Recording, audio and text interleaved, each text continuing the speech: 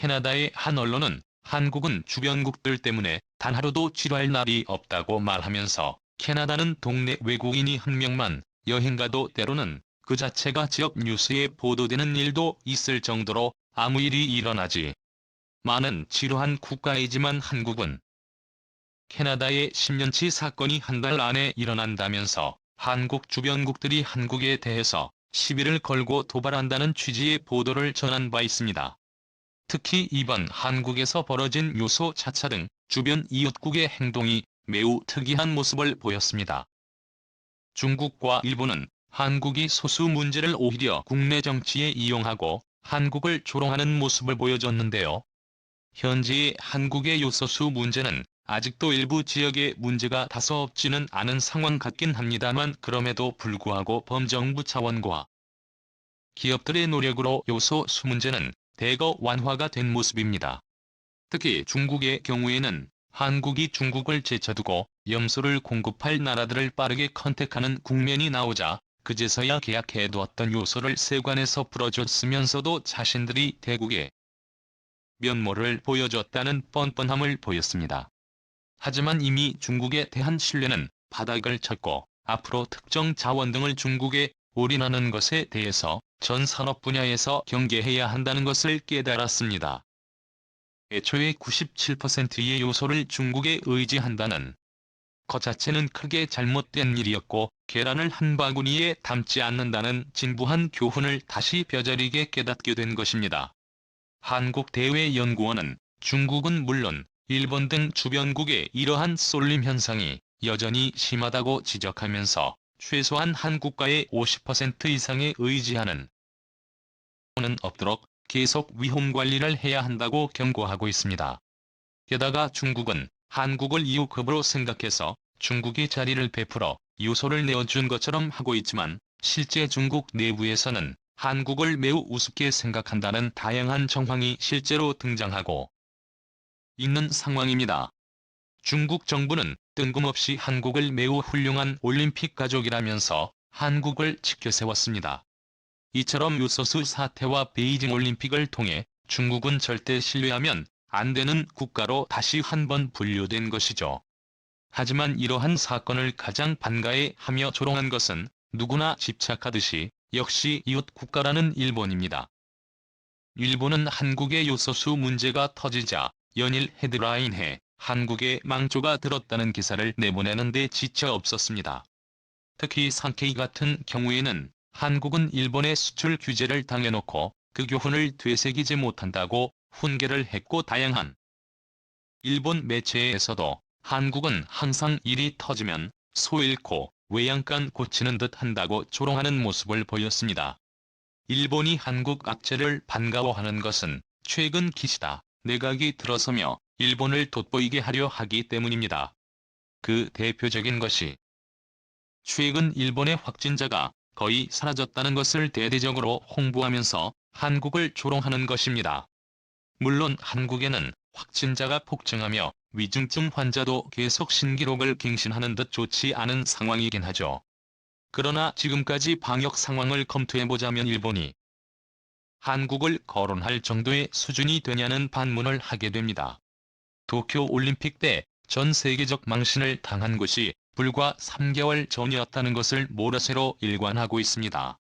게다가 현재 일본에서 오늘 자료인가 18명이 발견되었다는 속보가 나온 상황입니다. 모미크론은 델타보다 전염력이 몇 배 더 강한데 검사 수가 모자란 일본에서 8명이 나왔다는 것은 이미 지역사회에 최소 수십 대에서 수백 대 이상 감염자가 있다는 뜻인데 상상 이상으로 감염이 만연되었다는 것으로 일본에서 한국처럼 검사를 한다면 과연 현재 일본이 한국을 조롱할 수 있을지 의문이 드는 상황인 것입니다. 외국인을 막아봤자 일본 내에 이미 오미크론이 상당히 퍼진 관계로 감염자가 폭증하는 게 현실인 것입니다. 하지만 객관적 기사를 실어야 하는 일본 주요 언론조차 이제 대놓고 본인의 특별한 유전자로 인해서 코로나와 확진자가 낮아졌다는 비판 보도를 이어갑니다. 요미우리 신문은 최근 일본 이화학연구소가 일본의 60%가 보유하고 있는 백혈구 형태의 인자가 코로나 중조화를 막아주고 있다는 연구 결과를 보도합니다. 이에 일본인은 특별한 면역세포가 있다는 건데, 이는 관계자들도 실수할 정도로 어처구니 없는 말입니다. 전 세계 수많은 국가들이 존재하는데 유독 일본인만 유전자가 특별 백혈구 능력이 탁월하다 보니 코로나도 잘 할 수 있는 유전자가 있었던 것이고, 그것이 확진자가 극히 낮은 비결이라는 것입니다. 일각에서는 일본 정부가 연구에 개입했다는 말도 나옵니다.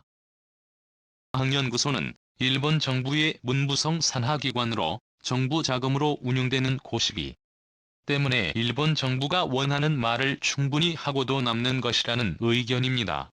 따라서 이렇게 일본 정부가 앞장서서 자신들 지지율만 올리는데 혈안이 되어 있으니 한국 악재는 곧 피소시키며 한국의 요소수 문제를 놓고 각종 일본 방송은 한국을 도마 위에 올려놓고의 난도질한 것입니다. 그런데 이러한 일본이야말로 현재 요소수가 극도로 부족하다는 의견이 다양한 채널에서 나오고 있습니다. 일본 언론이나 정부에서는 일본은 요소수 부족이 전혀 없는 화학강국이라고 자신들을 지켜세웠는데요. 막상 일본 산업 현장에서는 요소수 부족 사태가 서서히 드러나 큰 위기를 맞는다는 의견이 나오고 있습니다. 일본에서 운송사업을 하는 사업자들이나 개별 트럭기사들에게 이 소수 부족 문제가 터져 나오는 것입니다. 일본 운송업체에 따르면 5개월 전 요소수의 1톤당 가격은 약 35,000엔선으로 책정되었다고 합니다. 그런데 11월 시세는 톤당 81,000엔가량으로 2배 이상 급증해 이 소수를 매우 구하기 어려운 상황이라고 합니다. 게다가 실제로 개인 자격으로 움직이는 사들은 주유소에서 에드루를 얻을 수 없다고 말합니다. 에드블로는 요소수를 말하는데 현재 일본의 주유소나 취급점에서는 신규 고객을 거부하는 사태도 일어납니다. 따라서 일본 물류 현장에서는 이대로 가면 연말이 되면 트럭이 달릴 수 없다는 말이 터져나오고 있는 것이죠. 한 50대 트럭 운송업자는 인터뷰를 통해서 이 소수를 어디에 가도 찾을 수 없는데 너무 조용해 이상하다 면서 연말은 물류가 가장 바쁜 시기인데 이대로 간다면 정말 물류가 멈출지 모른다라고 한탄하고 있습니다. 이에 관해 일본 현지에서는 일본 정부의 불리한 말은 언론에서는 최근 들어 더욱더 보도하고 있지 않는 데다가 요소수 문제로 신나게 한국을 비판한 관계로 이제 와서 일본의 요소수 부족 사태를 말하기가 어렵다는 것입니다. 당시 일본 언론에서는 한국에서 일본에 직구를 할 정도로 한국의 요소수가 부족하다며 비웃었습니다만 현재 일부 판매점에서는 요소수 가격이 10배로 올랐고 이는 한국보다 훨씬 비싼 상태라고 전합니다. 게다가 일본 정부는 요소수에 대해 모른 채 하고 있고 아무런 가격 대책도 내놓지 않고 있는 상황입니다. 한국의 경우 요소수 문제가 불거지자마자 전국에서 매점 매속 행위를 금지하고 요소수 있는 곳을 찾아내서 수천 톤을 국내에 재공급하는 등 빠른 조치를 했습니다만 일본 정부는 문제를 그대로 방치하고 있기 때문에 현재 일본에서 요소수 가격은 천정부지로 뛰어 오르고 일각에서는 매점 매석도 앙대로 이루어지고 있습니다. 그런데 여기서 한 가지 의문이 들고 있는데요. 분명 일본은 화학당국으로 요소를 1년에 80만 톤을 생산하고 절대 일본에서는 요소수가 부족할 일이 없다며 호언장담했는데 왜 이러한 부족이 생겼느냐는 말이 나옵니다. 그런데 이에 대해서 관계자인 하시모토 기자는 일본도 중국의 요소에 의지하는 상태라고 말하고 있습니다. 일본 요소수 생산업체 메이저 3곳은 요소수를 생산하려고 대부분 중국에서 요소 수입을 하고 있다고 털어놓았습니다. 일본도 한국하고 다를 것 하나 없는 상태이며 일본은 이제 요소 부족으로 물류 마비가 올 우려가 있는 것입니다. 일본 정부는 요소수가 진짜로 80만 톤이 생산되는지 중국의 의존도는 높았는지 조차도 제대로 파악을 못했다는 것입니다. 그런데 그렇다면 일본에서 현지의 요소를 빠르게 구할 수 있겠는가 하는 문제가 대두되는데요. 관계자들은 일본은 한국보다 요소를 구하는데 훨씬 더 오랜 시간이 걸릴 수 있다고 심각하다고 말합니다. 왜냐하면 이미 한국은 요소를 구할 수 있는 모든 를 동원해 요소 수입 라인을 뻗어놓은 상황입니다. 하지만 현재 전 세계적인 원자재 부족으로 한국조차 간신히 요소 수입량을 맞춰가고 있는 상황인 것으로, 일본은 한국을 놀리고 조롱하는 동안에 이미 요소를 실은 배는 모두 한국으로 떠나버린 상황이라는 것입니다. 한국은 요소수 문제를 인식하자마자 빠르게 움직여 최대한 요소를 긁어 모으는데 상당히 성공한 반면에, 일본은 요소를 수입하더라도 한국보다 훨씬 웃돈을 주어야 하며 그래도 구해질 수 있을지 의문이라는 의견이 나오고 있습니다. 실제 한국은 요소 최대 생산국 러시아의 요소 공급 협상이 막바지에 들어갔지만 일본은 러시아와 관계도 최악이죠. 또한 한국은 중국에서도 요소를 간헐적으로 받겠지만 일본은 올림픽 보이콧 문제로 풍전등화인 상황입니다. 오히려 한국이 받을 요소 물량을 일본에 보내달라고 한국에 사정을 해야 하는 상황까지 와버린 것입니다. 결국 일본은 한국을 관음증 같이 조롱하는 데에 에너지를 쓰다가 결국 자승자박으로 크게 당하는 모습인 것입니다. 하지만 일본 정부는 이 문제를 은폐하고 일본의 많은 운송업체는 큰 고통을 당할 것으로 보입니다. 냄새나는 것은 뚜껑을 덮은 채 일본은 요소초도 그 어떤 것도 아무런 문제가 없어야 하기 때문입니다. 토론한 문제도 요소추 문제도. 지금은 한국을 조롱하고 있는 일본이 나중에도 웃을 수 있을지 귀추가 주목됩니다.